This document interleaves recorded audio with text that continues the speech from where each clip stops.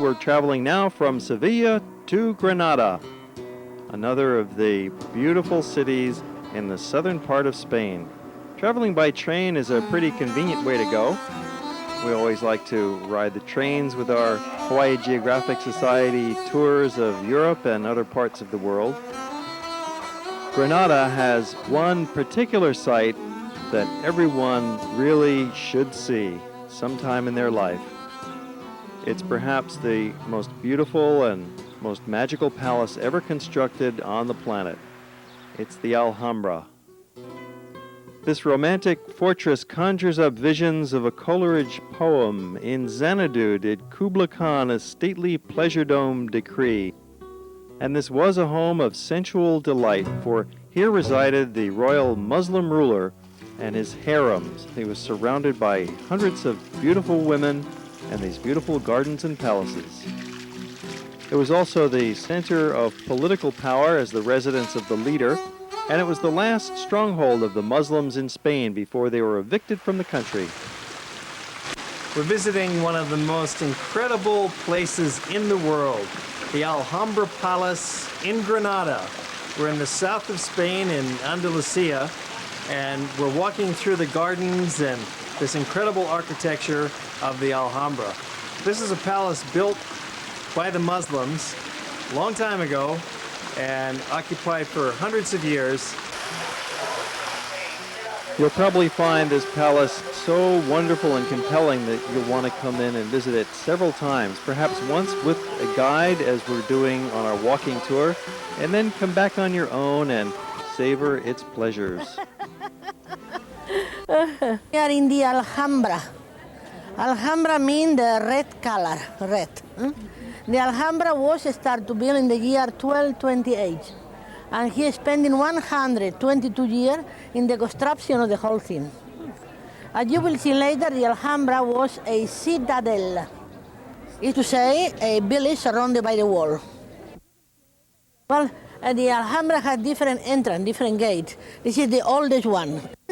This is called Puerta del Vino, the gate of the wine. This gate is from the 13th century. Now we'll go this way. And here you can see the fortress. They call Alcazaba. Alcazaba means fortress. The Alcazaba is much older of the Alhambra. Alhambra, 14th century. Alcazaba, 9th century.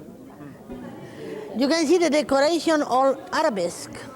The arabesque had been made with plaster, marble, alabaster, all together with water they made paste, and they put on the wall like 1 square meter.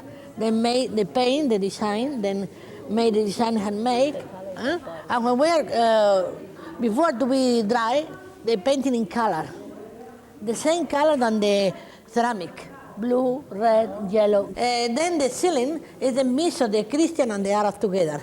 This is called Mudéjar style. Mudéjar is the mix of the Arab with the Christian. Well, when they came here to see the Sultan, they must wait here, waiting room. But we call the golden room because this ceiling, you can see, had been painted with gold. The ceiling was painted with gold after the Reconquest, in the periods of the Isabella and Ferdinand, the Catholic sovereign, and was painted with the gold that Christopher Columbus brought from America, from Peru.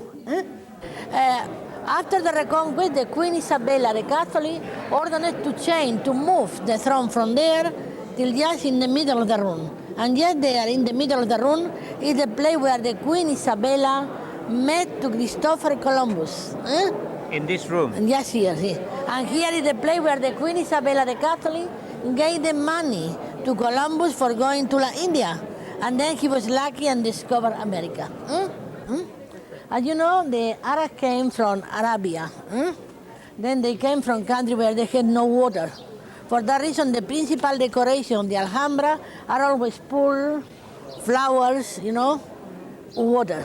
The Arabs always use the water like a natural mirror. Well, in this moment, we are in the private room of the Sultan.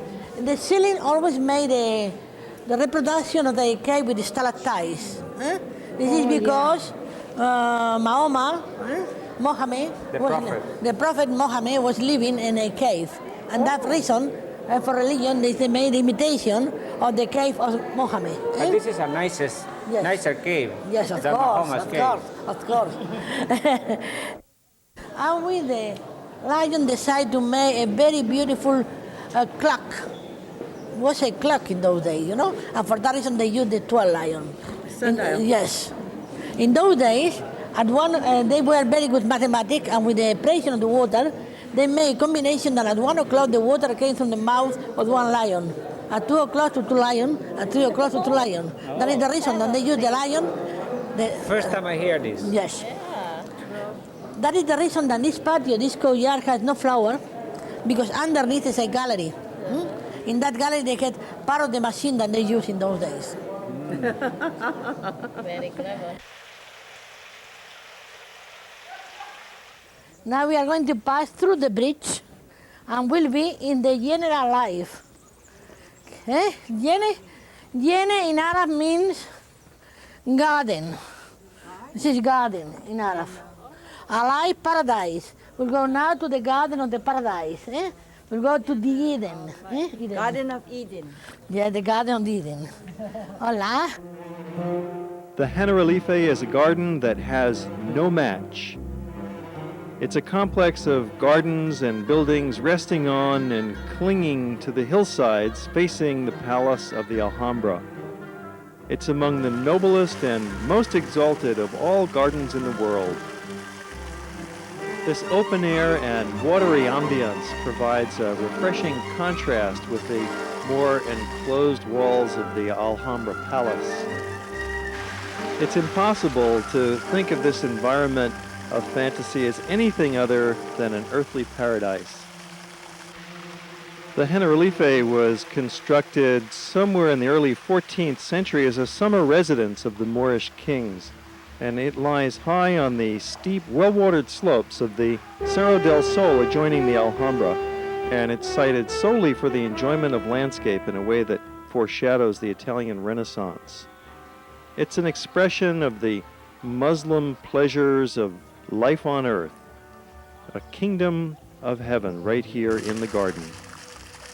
Alas, this was not a permanent paradise for the Muslim rulers, for Granada was the last toehold of Islam in Europe. The Alhambra and the Generalife Gardens were constructed in the early 14th century as a fortress and pleasure retreat when most of the rest of Spain had already been reconquered by the Christians. So this was their last refuge, and they certainly designed it as a complete and harmonious community. The gardens, the fountains, and surrounded by majestic palaces. These fountains create a soft, languid, liquid atmosphere that recalls the Quranic descriptions of paradise, those pavilions beneath which water flows, and we see them in the channels and hooded porches of the courts. Sumptuous and insubstantial, its reality is that of illusion.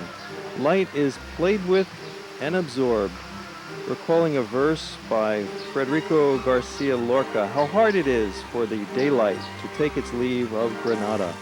It entangles itself in the cypress or hides beneath the water. As often with places of great beauty, words are completely inadequate to describe. The pictures and sounds give you a fair idea, but in reality, you must go there. You must experience the Generalife for yourself. In the shadow of the Alhambra, you can find the oldest neighborhood of Granada. It's called the Albayzin, and it's just at the foot of the hill below the towering fortress palace of the Alhambra. The Albayzin is the old Moorish neighborhood of Granada, and it presents a marvelous maze of alleyways and little fruit and vegetable markets spilling out into the streets. And there's a very charming little plaza right in the middle of the Albayzin where you can pick up some fresh fruits. You can admire these beautiful red bell peppers. There's some clothing here in the old market. And you get the feeling that this is not a tourist market at all. This is for the local residents, and it's right in the heart of the old Moorish quarter of the Albaythin. It's certainly worth a walk whether you're there in the morning. You can get some fava beans or some ripe, juicy oranges. There's fruits and vegetables of all kinds right at the foot of the Alhambra. And then later in the day, you might want to go back onto the grounds of the Alhambra and take a stroll around at twilight. There's actually several small hotels on the grounds of the Alhambra itself, particularly the Parador of San Francisco. This is part of the state-operated chain of hotels, which are usually housed in old palaces that have been refurbished. And this Parador is the most popular one in all of Spain. So to stay here, you have to make your reservations perhaps 1 year in advance. But it's worth it because it puts you into the Alhambra. And the hotel itself is a marvelous place. There's beautiful rooms, spacious lobby, landscape gardens. It's actually an extension of the Alhambra Palace. You'll feel like a royal sultan when you're wining and dining here. And you don't have to be a guest at the hotel to enjoy dinner at the restaurant. Just be sure to arrive at the restaurant early or call for reservations because it's full every night. And so is the Parador. There's never any vacancy at the Parador if you just show up at the door, so you have to call or write well in advance. Or you can just have cocktails on the terrace at sunset. There's a convenient little tram that shuttles back and forth between the hill of the Alhambra and the main part of the city of Granada. It just takes a few minutes and you'll soon arrive at the main attraction of downtown, which is the Great Cathedral of Granada. This is an early Renaissance structure that's one of the most beautiful churches in all of Spain, particularly the Capilla Mayor. This is the chancel under the 150-foot-high dome, a spectacular structure. Built from the 1520s, it took nearly 150 years to finish construction. Originally conceived as a Gothic church, it quickly evolved into one of the earliest Renaissance structures, and adjoining the cathedral is the Royal Chapel, which contains the burial of Ferdinand and Isabella. Beneath the Renaissance tomb, you'll find the actual lead coffins that contain the bodies of this great king and queen, and their own private art collection is on display nearby. Originally, they wanted to be buried in Toledo, as we'll see later in the program, and constructed a mausoleum in that town. But after they conquered the Moors in Granada in 1492, they decided this would be a more fitting final resting place. It's one of the colossal landmarks of the early Renaissance in Spain. And it's really about the only important thing that you need to see in downtown Granada. There are some fountains, and you might run into the odd street demonstration. Here was a political rally in front of the city hall.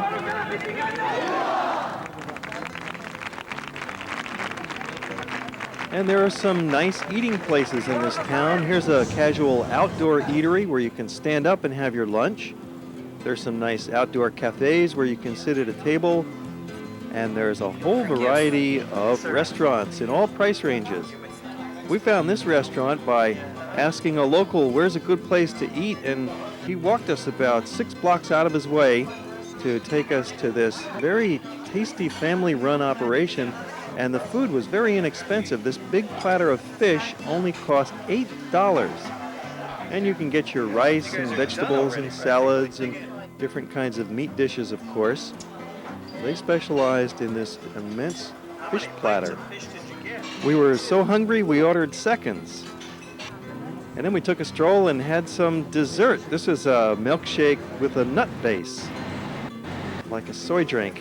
And then it's time to finally pack up our bags and leave the Hotel Washington, which is conveniently located just across the street from the Alhambra, and head to the train station because we're now moving on to our next city. We're going to be taking the train from Granada to Cordoba. It's about a 4-hour train ride, and it's a very comfortable way to go. You could drive it in about the same time, or you could go by bus, but we always like to travel by train with the Hawaii Geographic Society in our trips through Europe. You can enjoy the splendid scenery out the window, And you're free to walk around the train. There's usually a snack car on board and facilities, and you might even see some goats. We did, and it was one of the many interesting sights along the way. There's lots of olive trees, of course. Half the country is covered with olive trees.